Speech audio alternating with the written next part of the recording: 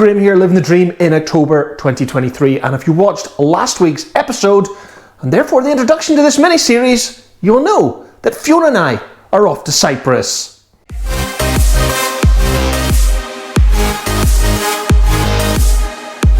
Hi, I'm Graham, and this is my wife Fiona, and we have always had a work hard, play hard philosophy. From London to New York, and of course the Caribbean, we live our dream through travel. And of course, the odd cocktail. And here on YouTube, we create our memories while living our dream. So come and join us as we share our memories with you.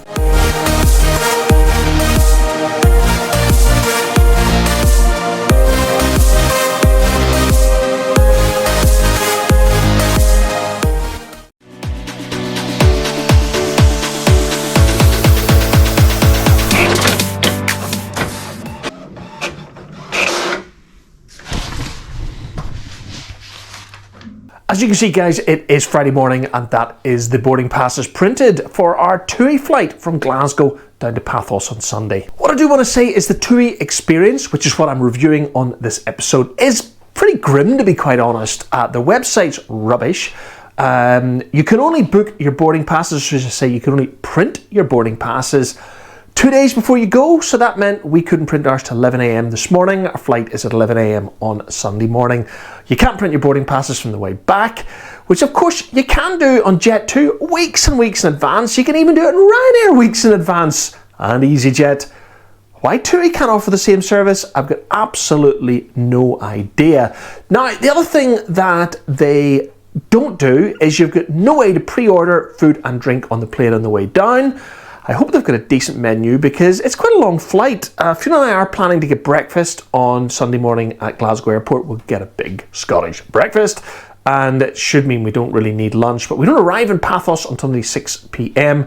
Then there's a transfer out to the hotel, which I'll talk about maybe in this video, maybe in the next video, not 100% sure. Oh yeah, the other thing I wanted to say about their website, or should I say the TUI app. I downloaded the TUI app for my iPhone, and on there I got a little bit hopeful that I could possibly order food and drink. You can't. You can order a bottle of champagne and chocolates, guys, but when you go to push the button to order it, the screen goes blank and you can't do it. Just another failure on TUI. I'm not very hopeful for this one, guys. I think my TUI versus Jet2 video, which will come along at the end of this series, it's probably not looking great for TUI so far. So that's it for Friday and 2 days before we travel. Boarding passes are in the passports for the flight from Glasgow down to Paphos. I have been downloading some videos to watch on the plane on the way down to Paphos. I think the flight is about 4 hours and 50 minutes. So there have been some Apple TV Plus episodes or videos that I've been wanting to watch for a while. So you know what, guys, I'm going to use the excuse to charge up the iPad and I'll watch those TV shows on the way down to Paphos. So I think that's it for Friday and 2 days to go until Cyprus.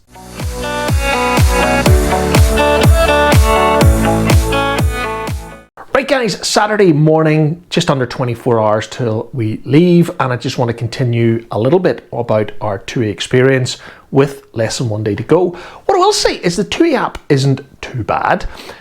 They have already put up our coach transfer. We've been told it's bus number 61, and they've given us directions where to go to when we leave the terminal, which is really good.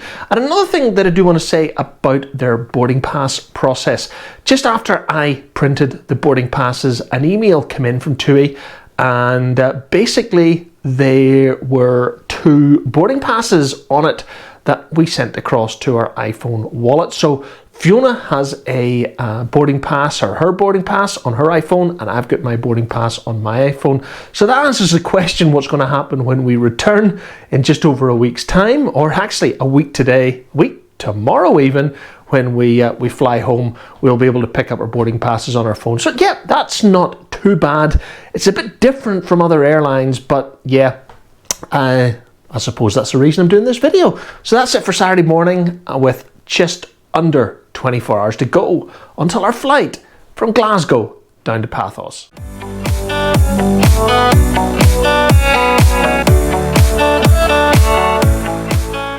You joined Fiona and I on Sunday morning at around 7:30am on the M8 motorway heading towards Glasgow Airport. A few weeks ago, I'd booked into the long stay car park at Glasgow Airport using their website, as I normally do. And this is where Fiona and I are heading right now.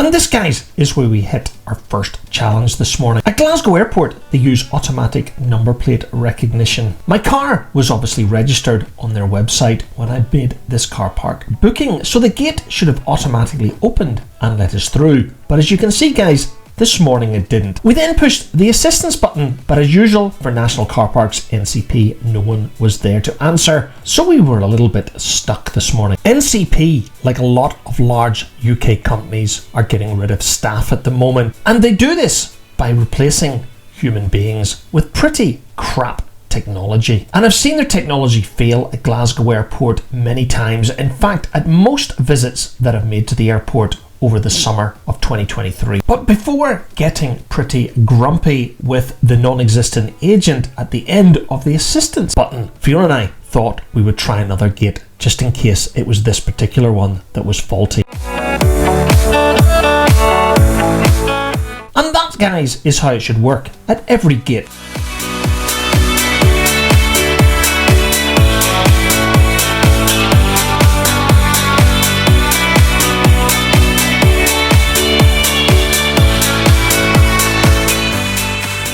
And as we approached bus pickup and drop off point number 3 at the long stay car park at Glasgow Airport, there was a bus just pulling off, and of course it wasn't going to stop for us. However, Fiona and I thought we would be a little bit smart this morning and we would walk to the penultimate bus stop pickup point, which we hoped would mean that we would beat the bus to it, ready to be whisked off to the terminal at Glasgow Airport.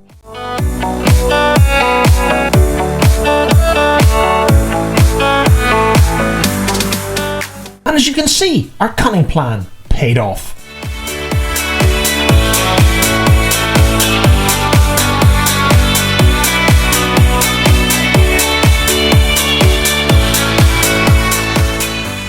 And just under 10 minutes after leaving the long stay car park, Fiona and I had been dropped off at the main terminal here at Glasgow, and we were making our way in to check in for our TUI flight down to Paphos. And unlike Jet2, who have their own check-in terminal here at Glasgow Airport, TUI simply use a contracted agent here in the main terminal. But as you can see this morning, where it was just after 8 a.m, it was very quiet at the TUI check-in area here at Glasgow.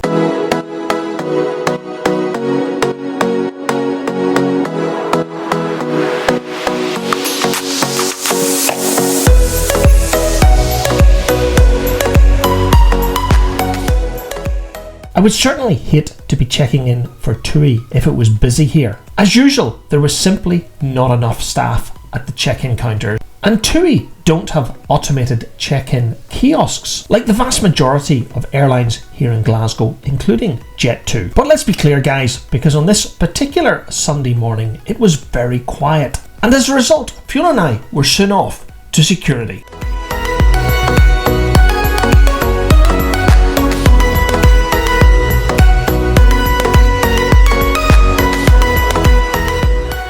And as you can imagine, guys, I'm not going to film the security process, so we'll pick back up as we exit en route to the duty free.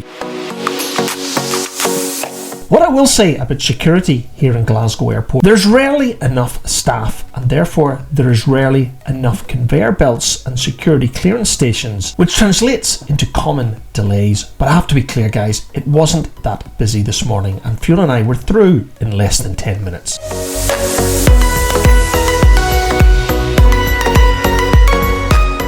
And when Fiona had completed starting her Christmas shopping at the duty-free store here in Glasgow, it was time to head to breakfast, and for that, it means Frankie and Benny's.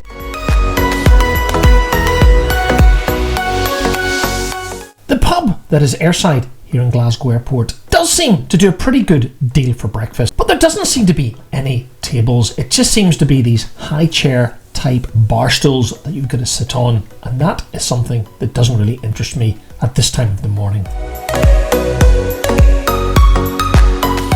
The food at Frankie and Benny's tends to be pretty good, but it can be a little bit hit and miss now and then. For example, this morning Fiona found hairs in her eggs, and when the offending egg was dispatched back to the kitchen, a new egg was promised, and it sadly didn't arrive. However, Murphy's Law tends to strike with Fiona when it comes to food, because my breakfast was pretty darn good. And with breakfast complete, it was time to head off to W.H. Smith to buy some snacks for our 4.5-hour flight down to Paphos.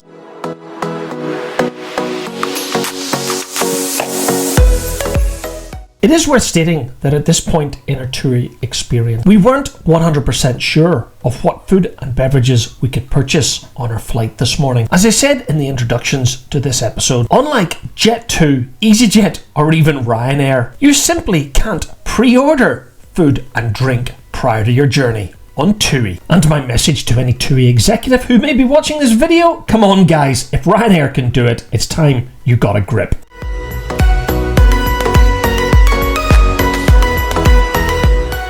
Despite this particular Sunday being at the start of the West of Scotland half-term break, Glasgow Airport didn't actually seem to be that busy. There was plenty of places to sit for an hour while we waited to be called for our flight. And at Glasgow, don't assume that your international bound flight is going to go from an international gate, because our flight down to Paphos this morning was going from a domestic gate.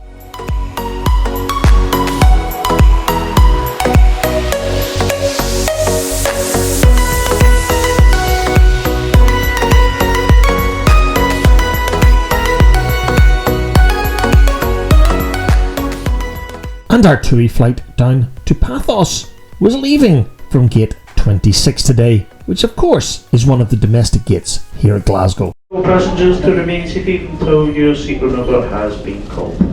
At this time only, we would like to invite forward passengers who require any extra time or assistance to board the aircraft, and families travelling with children under the age of 2, please come forward to gate number 26. TUI operate a pretty straightforward boarding process. They start with those requiring a little extra time to board, including families with kids under 2 years old. And then they start to board back to front. And unlike Jet2, they don't operate a boarding group process. They simply start calling seat row numbers from the back of the aircraft moving forward. Ladies and gentlemen, TUI flight TUI1782 to Paphos, thank you for waiting. We would like to invite forward passengers seated in rows 15 to 32. That's passengers in rows 15 to 32. Please come forward to gate number 26. TUI1782 to Paphos. We would like to complete the general boarding process by inviting all remaining passengers. That's all remaining passengers to board through gate number 26. On approach to the gates, we kindly ask that you have your own passport open at the photograph page along with your own individual boarding pass ready for final inspection. Fiona and I were sitting in seats 10A and 10B, so that meant we'd be boarding in the last boarding group. If this had been a typical British Airways flight between Glasgow and London, being one of the last to board, we would have struggled to find overhead locker space. But I found on holiday flights like this TUI service down to Paphos, there's never any issue finding overhead locker space. So with my passport verified and my boarding pass checked, it was time to head to the jet bridge and our TUI 737 MAX 8 down to Paphos.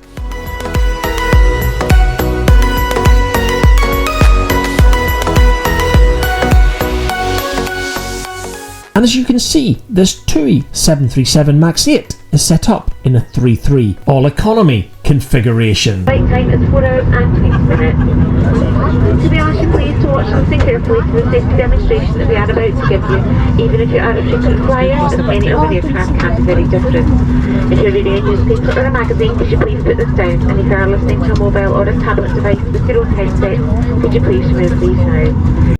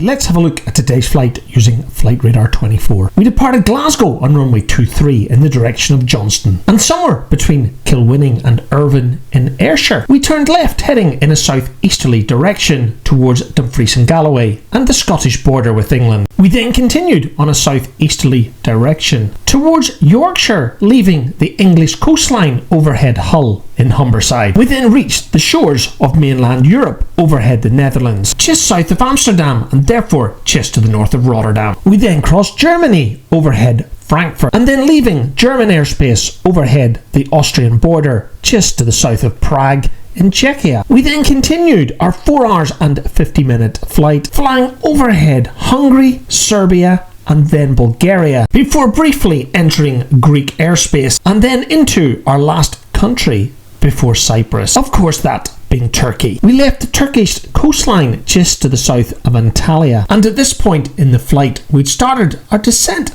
towards Paphos in Cyprus. In fact, our arrival into Paphos this evening would see us overflying the airport, and as a result making our downwind leg just to the south of the runway itself, and then making a left-hand 180, lining up for our landing on runway 29. And this flight was of course completed on board a TUI Airways UK Boeing 737 MAX 8. And this very aircraft was owned from new by TUI Airlines UK, first registered on the 11th of June 2022. Meaning that this particular aircraft was only 1 year and 4 months old at the time we took this flight from Glasgow down to Paphos.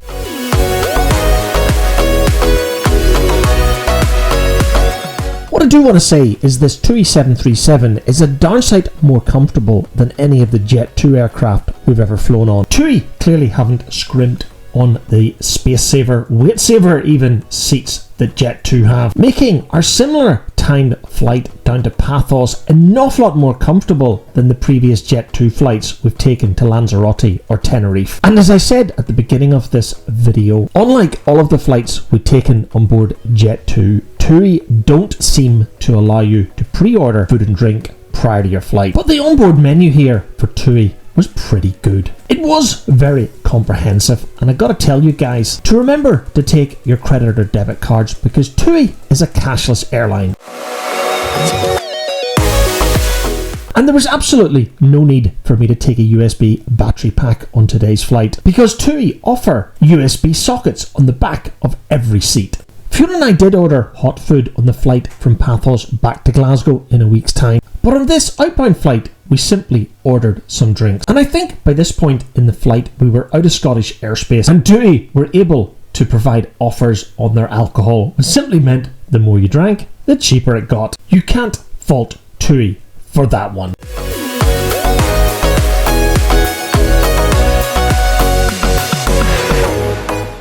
I did manage to watch just over 3 episodes of the Netflix series on the Beckhams, which meant that our flight from Glasgow down to Paphos flew by, excuse the pun, and looking down, we were right overhead Paphos, preparing to make our downwind leg for runway 29.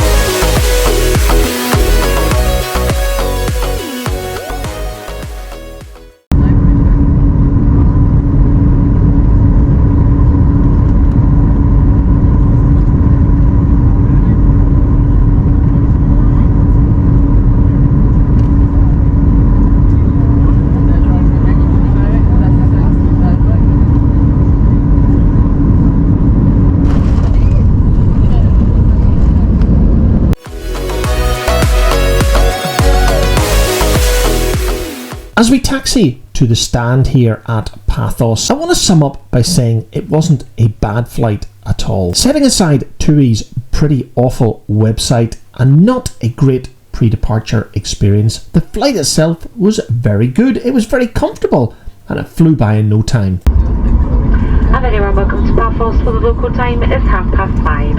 For your safety and your comfort, could you please remain seated with your seatbelts completely fastened just until the signs have been switched off.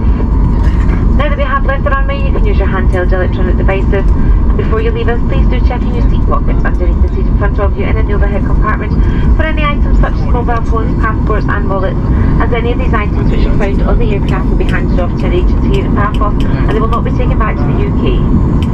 If you were given an additional seatbelt or a life jacket, can you please ensure that you leave it on the aisle seat prior to leaving the aircraft? And for any customers who have requested assistance, do remain seated until all of our customers have disembarked and then we will be able to assist you. Right guys, this episode is sitting at just over 20 minutes so far, so I'm going to bring it to a close here. In the next episode, I will pick up here at Paphos Airport. I will take you through the arrival process and our transfer to the hotel, which of course is the St. George's Hotel and Spa here in Paphos, Cyprus. Should we know what to do, guys? If you want to continue to follow Fiona and I as we chill in Cyprus, please don't forget to hit that subscribe button and press the bell icon to be notified when our next video is published. So as we pull up beside this beautiful Bombardier business jet, I just want to say thank you very much for watching.